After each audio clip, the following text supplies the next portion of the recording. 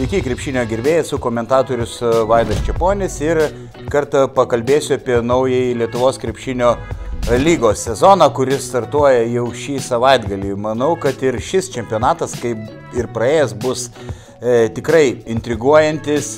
Daugybė panašaus lygio komandų, sakyčiau, net 6 ar 7 yra panašaus biudžeto, panašaus pajėgumo ekipos, taigi turėtų virti labai įnirtinga atkakli kova.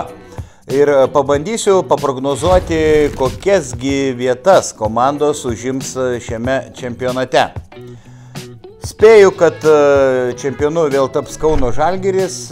Na ir aišku, manyčiau, kad šį kartą žalgiriečiai čempionų titulą iškovos kur kas lengviau negu praėjusį sezoną. Kodėl? Dėl to, kad Žalgiris išsaugojo visą brandolį, iš esmės visus pagrindinius krepšininkus. Na, galim paminėti tik vieną netektį, galbūt Isaiah Taylorą, bet pasveiko Keenanas Evansas, Nazas Mitrulongas, pajėgus yra gynėjas, liko tas pats trenerių štabas ir tikrai, manau, Žalgiris laimės ir reguliarųjį sezoną ir visą čempionatą.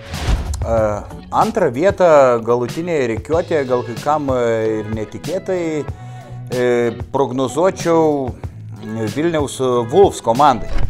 Dėl ko? Manau, kad jų komplektacija yra kiek solidesnė nei praėjusį sezoną, galbūt jie neturės tokio žvėrės, kaip buvo Amadas Keiveris, tačiau tikrai nemažai aukšto lygio krepšininkų ir klubas, kurio piniginė gana stora ir nebejoju, jeigu komandai nesiseks, jie klupinės, komanda įsigys naujų stiprių krepšininkų ir žinau, kad biudžetas gali nuo 5 milijonų išaugti iki 7 dar šį sezoną. Komanda išsaugojo Jeffery Taylorą, aukščiausio lygio žaidėją, lieka Juškevičius, Eigardas Žukauskas, Žemaitis, Beriučka, pasijungė Kariniauskas, pasijungs gal ir Žagaras, didelės klubo savininko ambicijos, taigi jam prognozuoju vietą finale ir galutinę antrą vietą. Spėju, kad šį kartą galbūt laipteliu žemiau kris Vilniaus Rytas, kuris dabar nebeturi tokio ryškaus lyderio, koks buvo Markusas Fosteris, kuris galėjo vienas nulemti individualiai rungtynių baigti. Taigi Vilniečiai bus priversti žaisti tikrai daugiau komandinį žaidimą, sudėtis palyginti galinga, liko ir pajėgus lietuviai, Radzevičius, Echodas, Normantas, Goremas, labai svarbus išsaugotas legionierius, tie patys treneriai. Na, iš netekčių dar paminėčiau vis tiek Evaldą Kairį, kuris žaidė puikią praėjusio sezono pabaigą. Taigi mano prognozė Rytui bronza ir 3 vieta. Žengėme toliau. Mano nuomonė, tarp 4 stipriausių komandų į pusfinalį pateks ir 7bet Lietkabelis. Martynas Purlys vėl atlieka puikų darbą, gana ribotų biudžetų, pakviečia, prisivilioja tikrai puikių žaidėjų.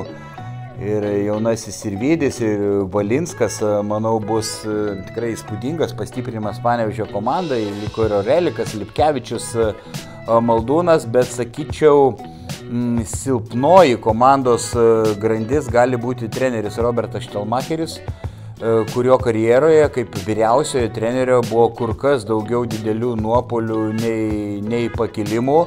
Bet ką gali žinoti, galbūt Štelmacheris patobulės, kaip ir tarkim Luka Banki. Buvo beveik nurašytas treneris ar Pešičius, tai visko gali būti, bet manau, panevėžiečiams atiteks 4 vieta. Na va, čia prasideda didžiulės intrigos, tarkim, kas užims 5, 6, 7, 8 vietą, kas paskutinė, na, čia yra tiesiog dabar būrimas iš kavos tirščių. Kai kurios komandos, aišku, pasistiprins dar sezono metu, tai yra, na, tikra loterija, na, bet pabandysiu atspėti.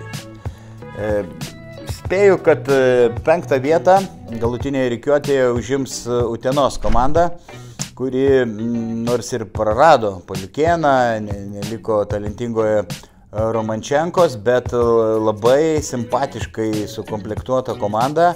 Į klubą grįžo Eimantas Kersis, sakyčiau, vienas geriausių vadovų visoje krepšinio lygoje, bet panašiai kaip Panevėžio ekipoje,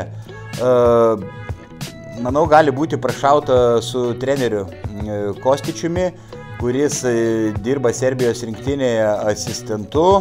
Didžiąją karjeros dalį buvo asistentas, o kai imdavosi vyriausiojo trenerio darbo, beveik visada patirdavo tiesiog fiasko. Taigi 5. vieta. 6. vietą skiriu Klaipėdos Neptūnui. Aišku, klaipėdiečiai gali nirtingai pakovoti ir dėl 5. pozicijos. Mindaugas Brazys praėjusį sezoną debiutavęs kaip vyriausias treneris tikrai smarkiai patobulėjo ir tai jau buvo matyti sezono pabaigoje, kai Neptūnas demonstravo itin kokybišką krepšinį, net ir be traumuoto pagrindinio vidurio puolėjo Ostino Vailį. Sakyčiau, išimčiausių netikčių, aišku, yra Mato Jogėlos išėjimas, bet komanda yra dar nenusenusių veteranų ir gabaus jaunimo toks derinys. Tai šiandien yra, aišku, Gailius Janavičius Girdžiūnas, manau, dar tikrai turės smarvės. Na ir šitų legionierių verta paminėti ir Lambrechtą, Pacevičių, Igną Sargiūną. Bus pakankamai ilgas atsarginių žaidėjų suolas, Neptūnai 6. vieta.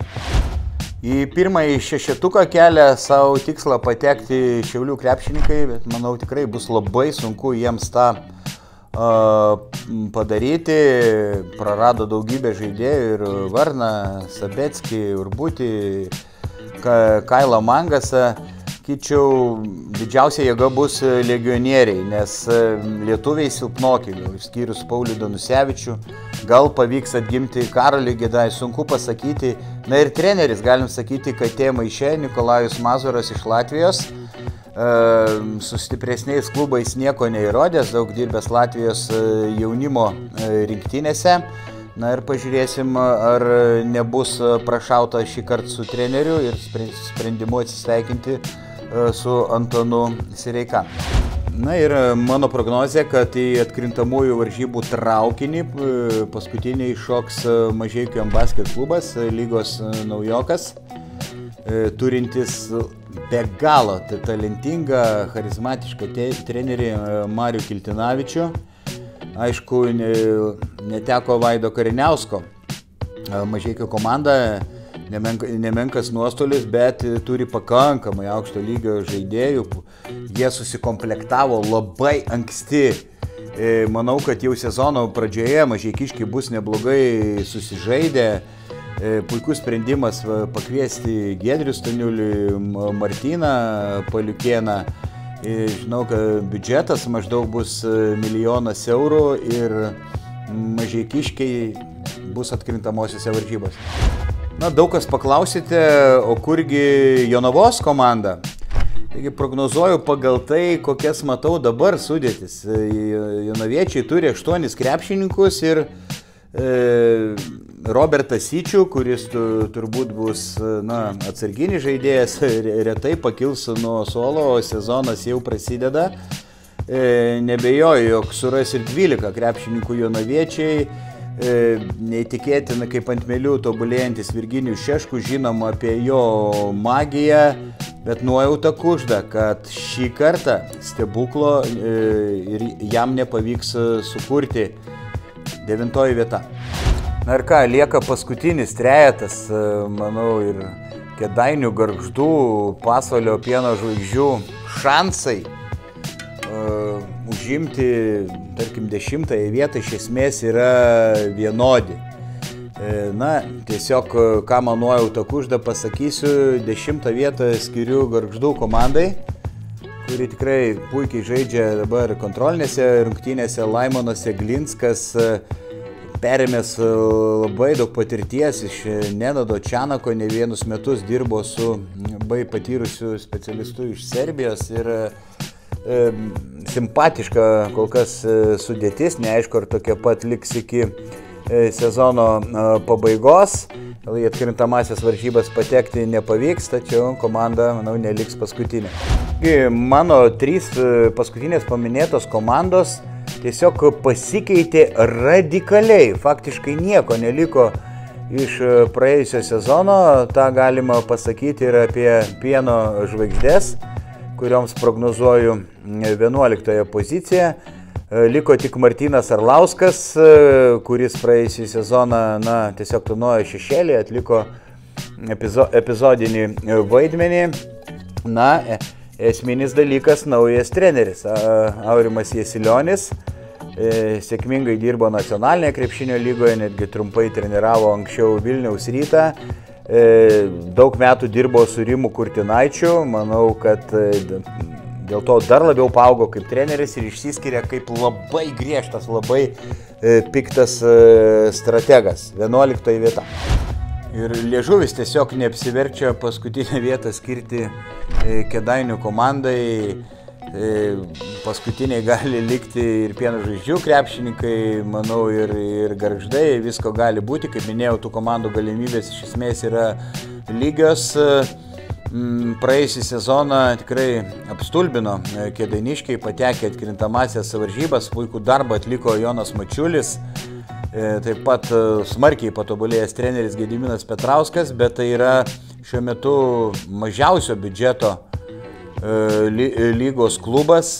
Komanda pasikeitė visiškai, faktiškai nieko neliko po praėjusio sezono ir manau, kad tikrai Agurkų krašto komandai bus labai nelengva šį sezoną. Aišku, jeigu klubo vadovai mane pavaišins, pateiksiu naują prognozę ir skirsiu aukštesnę vietą Kėdainių komandai. Tai tokios LKL sezono mano prognozės. Prenumeruokite mano YouTube kanalą. Ateityje paspėliosiu, kaip baigsis Eurolygos Žalgirio ir kitos rungtynės, paanalizuosiu ir Eurolygos ir LKL mačus, taigi atsisveikinu iki greito.